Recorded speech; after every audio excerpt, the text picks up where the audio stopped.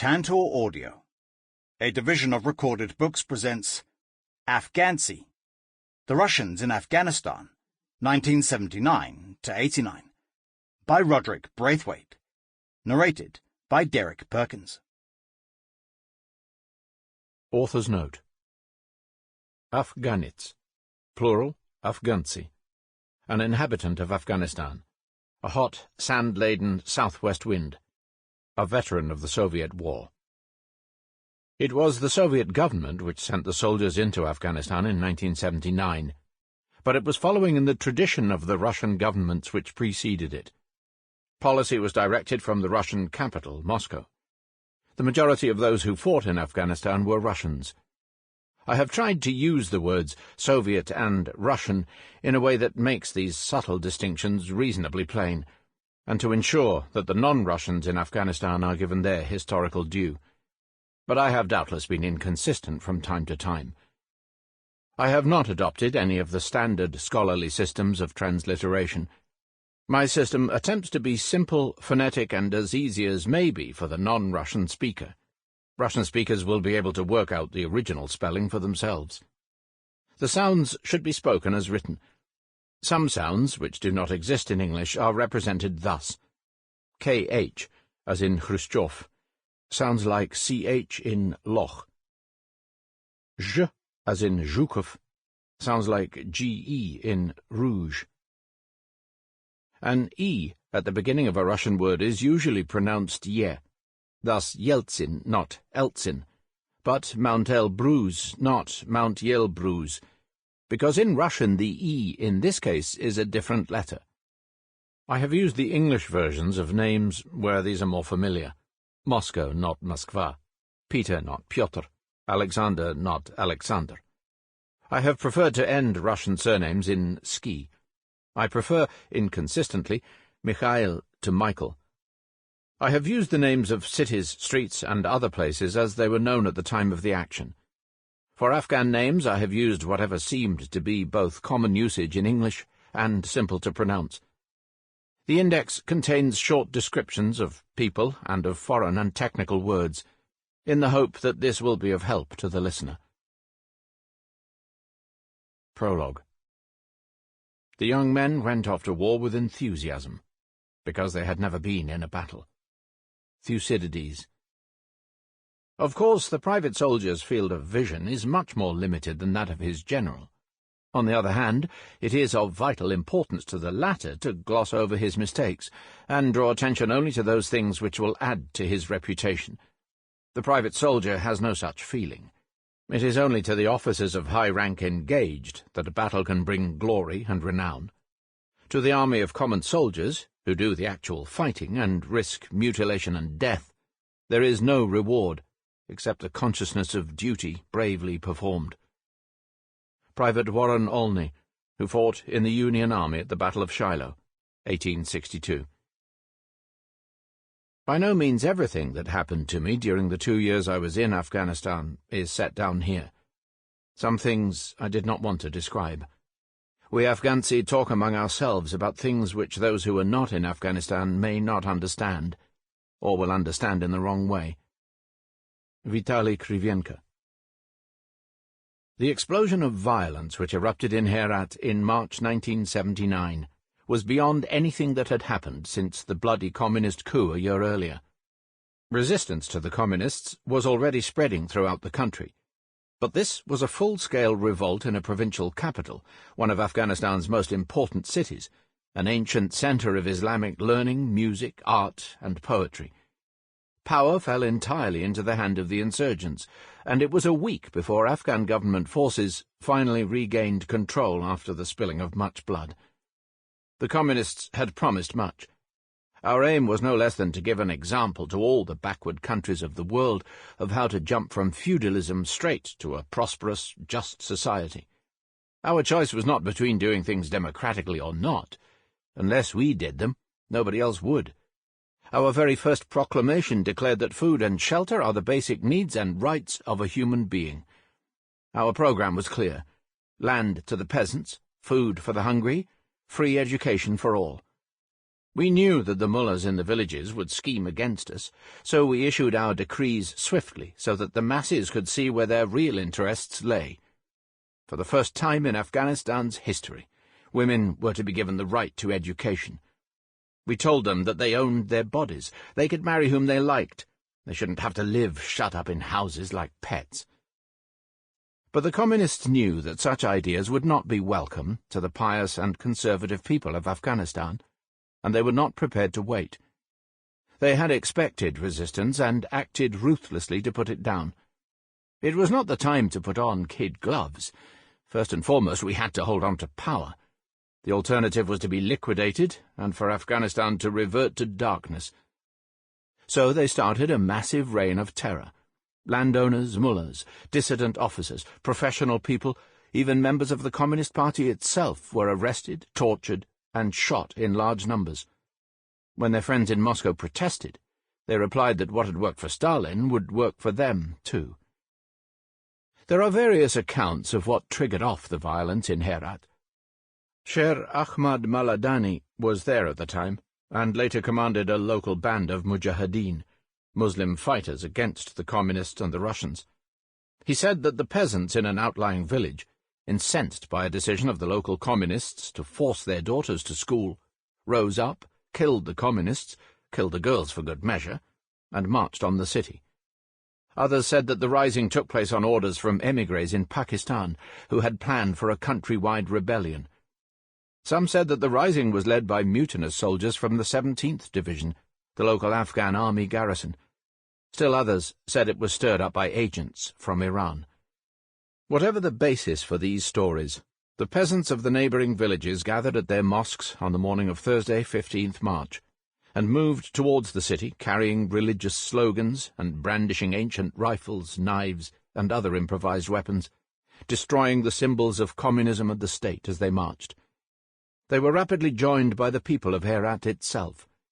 The mob flooded down the pine tree avenues that led to the city, past the great citadel and the 4 ancient minarets in the north-western corner, through the Maliki Gate, and into the new suburbs to the north and east, where the provincial governor's office was situated. They stormed the prison, sacked and torched banks, post offices, newspaper offices and government buildings, and looted the bazaars.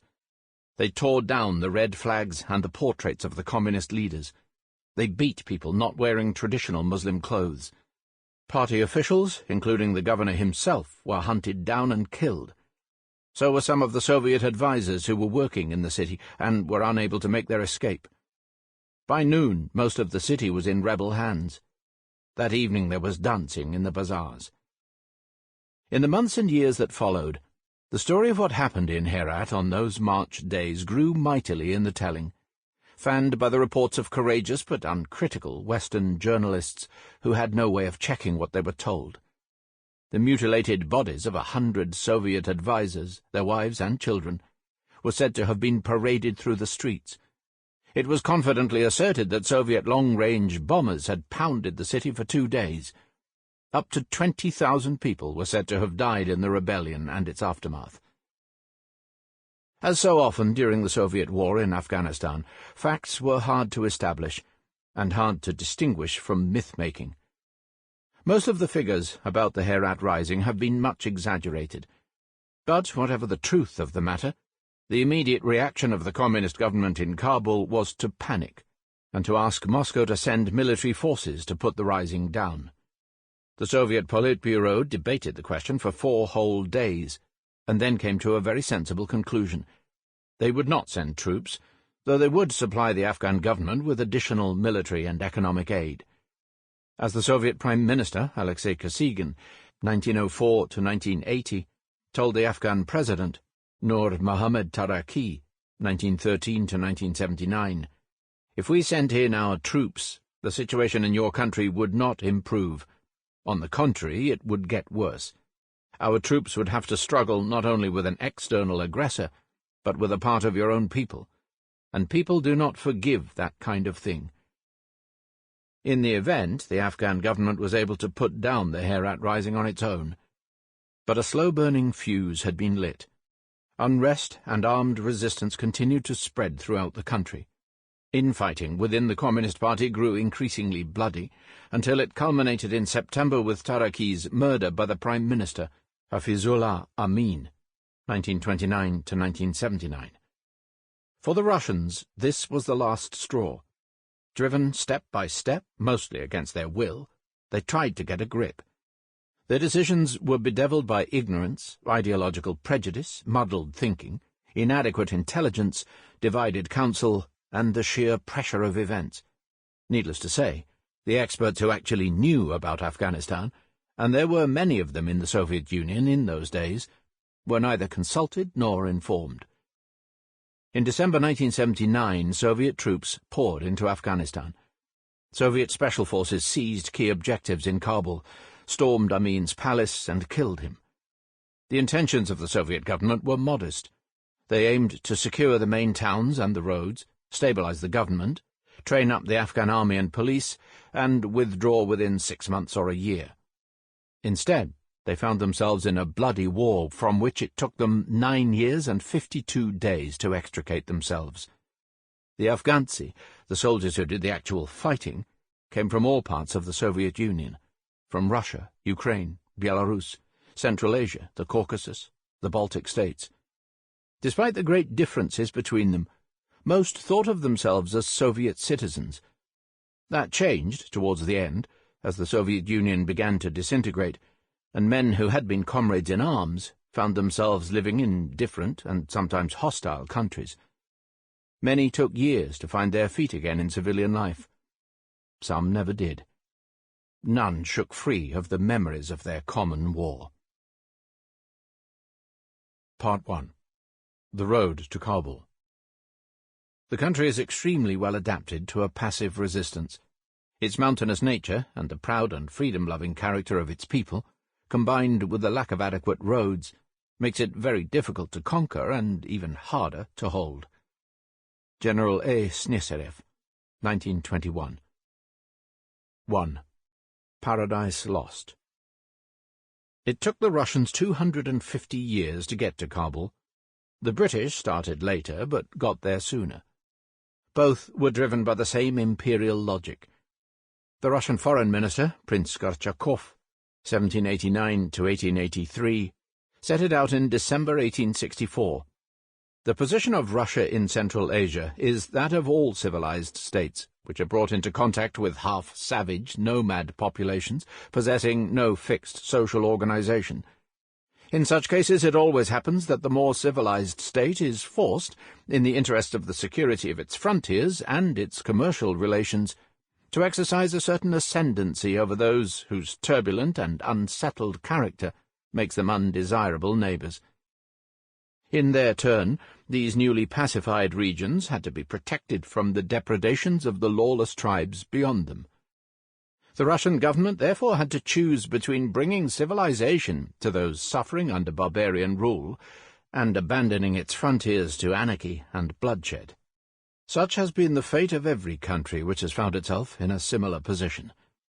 Britain and the other colonial powers, as well as Russia, had been irresistibly forced, less by ambition than by imperious necessity, into this onward march.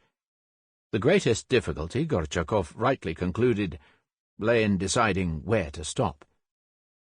Gorchakhov's defense of Russian policy was, of course, self-serving, though his analysis was plausible. The Russians soon resumed their southward movement. This provoked a hypocritical outrage among other imperial powers engaged in much the same pursuit in other parts of the world. The British, in particular, were incensed.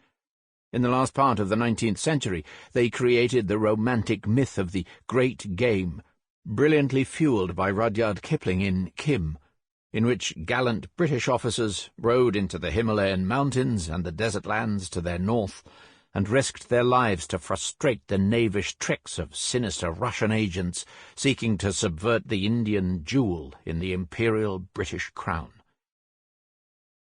Afghanistan in the modern era. Afghanistan, the country on which the Russians and the British had both set their eye, is one of the oldest inhabited places in the world, a crossroads between the Central Asian empires to the north, the Indian subcontinent to the south, Persia to the west, and China to the east. Alexander the Great ruled there, briefly. Buddhist and Persian empires followed, until all were swept aside by Genghis Khan, approximately 1162 to 1227, and Tamburlaine, 1336 to 1405, in the 13th and 14th centuries. Babur, 1483 to 1530, a descendant of both men, established the Mughal Empire in the 16th century. Delhi was its capital, but he chose to be buried in Kabul.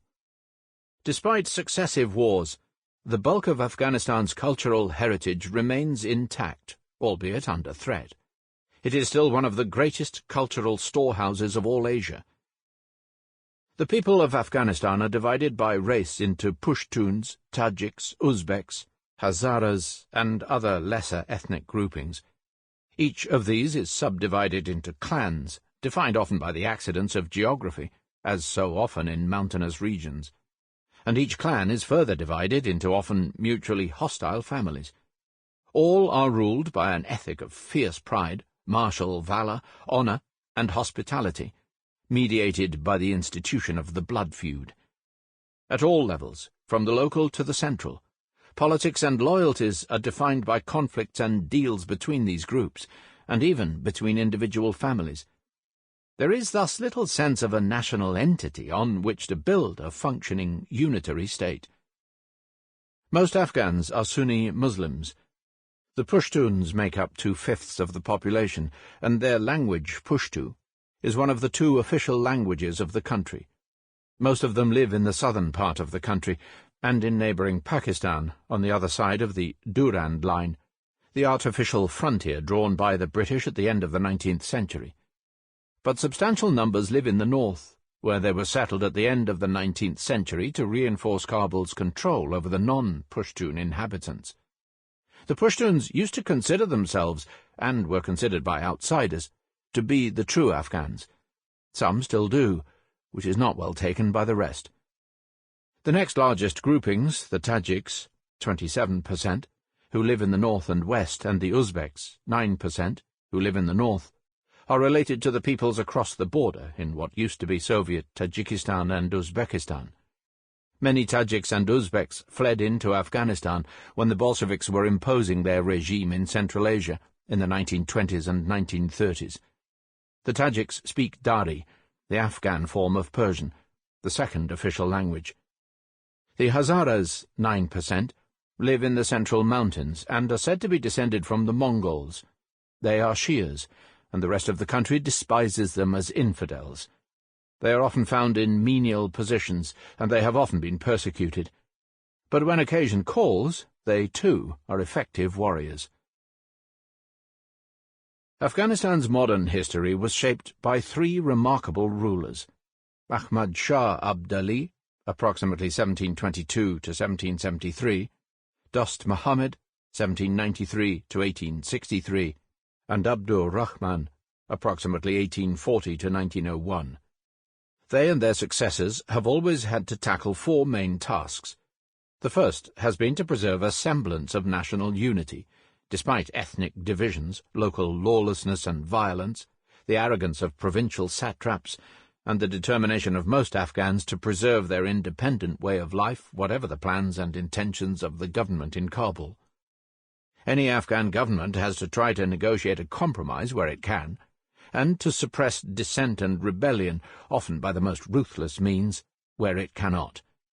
Only the most exceptional rulers have succeeded.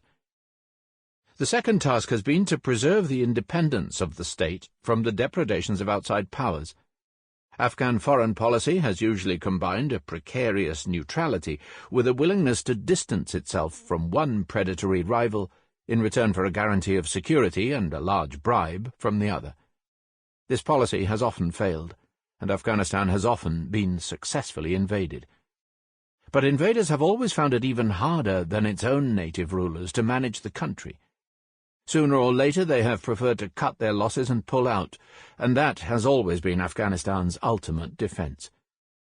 In the 20th century, Afghanistan's rulers set themselves a third and equally difficult task: to modernize their country, its army, its communications, its economy, its governmental apparatus, its educational system. Most have tried to do something about the subordinate status of women, but reform has always come up, and often been shattered, against the conservatism of the people and their religious and traditional local rulers. Reform in Afghanistan has been a matter of 2 steps forward and 1, sometimes 2 or even 3 steps back. The 4th task of any Afghan ruler, and the precondition for tackling the first 3, has been to remain alive. Afghanistan's rulers have succeeded one another with bewildering rapidity, often for very short periods. Between 1842 and 1995, 7 of them fell victim at an accelerating pace to family feud, palace coup, mob violence, or outside intervention. Between 1878 and 2001, 4 more were forced into exile. Others prudently abdicated while the going was good. Ahmad Shah Abdali was a Pushtun who was elected king in 1747 by a lawyer Jurga, consultative assembly, at Kandahar. In a flamboyant and symbolic gesture, he is said to have shown himself to the people dressed in the cloak of the Prophet, which was reverently kept in its own mosque in the city. The state of Afghanistan, within roughly its present border, takes its beginning from that event. By the time Ahmad Shah died in 1772, he had reconciled the turbulent Pushtun tribes, subdued most of present-day Afghanistan, extended his empire to Delhi and into Persia, and earned the name of Father of his people. Under his successors, however, many of these achievements were undone. The Pushtun tribes resumed their quarrels and the empire crumbled. In 1775, Ahmad Shah's son moved the capital from Kandahar to Kabul, where it remained. His grandson, Shah Shuja, 1785–1842, signed Afghanistan's first treaty with a foreign power in 1809, when he and the British agreed to support one another in the event of aggression by the Persians or the French. Shah Shuja was deposed a few weeks later. He fled to India, was brought back to Kabul in the baggage train of a British army during the First Anglo-Afghan War, and was murdered when the British cut their losses and left. Dost Muhammad, who first came to power in 1823, was deposed by the British in favour of Shah Shuja, but returned to power after the British departed, and successfully ruled the country for the next 19 years. For most of this time he was on good terms with the British. But after his death in 1863, the country collapsed back into civil war. A battle lost in that war left Abdurrahman Khan without an army and without funds. He was forced to seek exile under the protection of the Russians in Tashkent, where he remained for 11 years. He emerged as a ruler of Afghanistan in 1880, in the wake of the Second Anglo-Afghan War. Grim, sardonic, barely literate, but highly intelligent, he was determined to fit his country for survival in the modern world. His brutal methods of government earned him the name of the Iron Amir. His power, like that of many of his successors, was fortified by a ruthless and omnipresent secret police. His methods worked. He set up the rudiments of a modern state bureaucracy, modernized and financed his army with the help of the British, and struck a skillful balance between them and the Russians. Abdur-Rahman's successors attempted to push Afghanistan further along the path of modernization.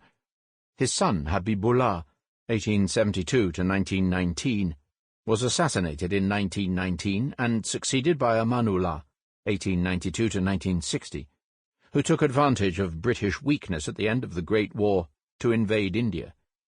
The British bombed Kabul and Jalalabad and drove the invaders back. Neither side had much stomach for the war, and it fizzled out after a month. The British ceased both their subsidies and their control of Afghan foreign policy. Amanullah promptly opened a fruitful relationship with the new Bolshevik government in Moscow, the first foreign government to do so. He then embarked on an ambitious program of reform in imitation of the secularizing reforms of Atatürk in Turkey. He established a council of ministers, promulgated a constitution, decreed a series of administrative, economic, and social reforms, and unveiled his queen. His plans for the emancipation of women, a minimum age for marriage, and compulsory education for all angered religious conservatives and provoked a brief rebellion. Tribesmen burned down the royal palace in Jalalabad and marched on Kabul. In 1929, Amanullah fled into exile in Italy.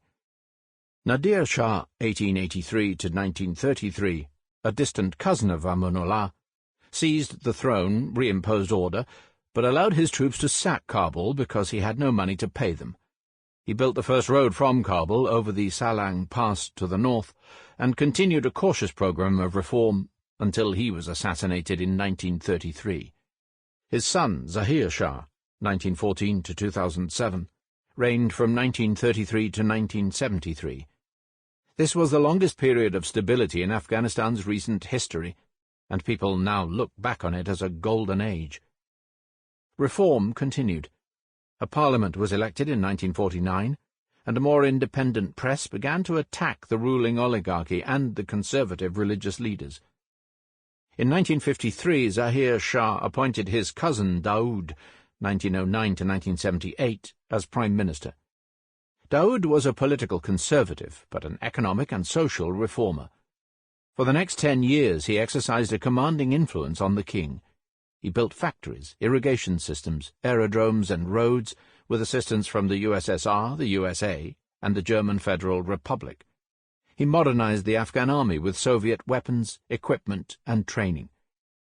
In 1963, Zahir Shah got rid of Daoud to appease conservatives, infuriated by his flirtations with the left and the Soviets. But the king continued with the policy of reform. He introduced a form of constitutional monarchy with freedom of speech, allowed political parties, gave women the vote, and guaranteed primary education for girls and boys. Women were allowed to attend the university, and foreign women taught there. Ariana Airlines employed unveiled women as hostesses and receptionists.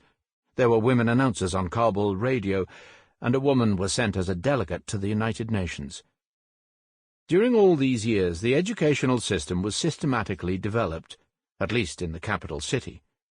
Habibia College, a high school modelled on an elite Muslim school in British India, was set up in Kabul in 1904. Amanullah sent many of its students to study in France and elsewhere in Europe. A school of medicine was inaugurated in 1932, followed by faculties of law, science, agriculture, education and engineering, which were combined into a university in 1947. Most of the textbooks and much of the teaching were in English, French or German. A faculty of theology was founded in 1951, linked to the Islamic University of Al-Azhar in Cairo. In 1967, the Soviet Union helped establish a polytechnic institute staffed largely by Russians. Under Zahir Shah's tolerant regime, student organizations were set up in Kabul and Kandahar. Daoud rapidly expanded the state school system. Between 1950 and 1978, numbers increased by 10 times at primary schools, 21 times at secondary schools, and 45 times at universities. But the economy was not developing fast enough to provide employment for the growing numbers of graduates. Many could find jobs only in the rapidly expanding government bureaucracy. Salaries, already miserable, lost half their real value in the 1960s and 1970s. The good news, though not for conservatives, was that about 10% of this expanded bureaucracy were women. The American scholar Louis Dupree called Kabul University a perfect breeding ground for political discontent. It was in the universities that Afghanistan's first political movements were created. A communist party, the People's Democratic Party of Afghanistan, was set up in 1965 by Nur Mohammad Taraki, Babrak Karmal, 1929 to 1996, and Hafizullah Amin, all of whom were to play a major role in the run-up to the Soviet invasion. A number of students, who were later to become prominent in the anti-communist and anti-Soviet struggle, also fledged their political wings there. Rabbani, 1940, Hekmatyar, 1947, Abdul Rasul Sayaf, 1946, and Ahmad Shah Massoud, 1953 to 2001, all studied together in Kabul University. Students rioted in 1968 against conservative attempts to limit the education of women.